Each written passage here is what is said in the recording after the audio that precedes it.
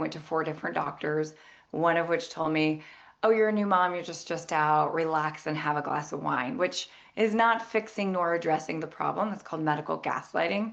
Unfortunately, it still happens. I'm a very bullheaded person, and so that was not going to work for me. And I continued on my journey. At about 9 months, I found my way to a pelvic PT. I'm lucky enough to live near a specialist here in I live in Miami. And it changed my life. I went through 4 months of intensive pelvic floor PT.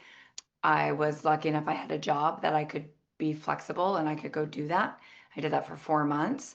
And I think what really, for me, it opened my eyes as, the more I learned is my situation could have likely been prevented had I had education earlier and information earlier and access to guidance and care earlier.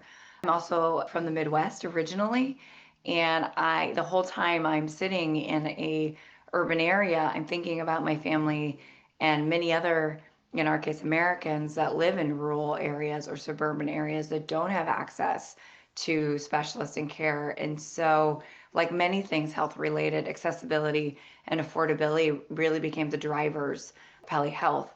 But in my conversation with Helen, it also uncovered some other things. So mine was at my postpartum journey. And I think that's often where pelvic health gets stereotyped, where, oh, it only happens to women who have kids. That's not true. In fact, 1 in 3 women will suffer from pelvic floor dysfunction at some point in their life. Yes, if you have children,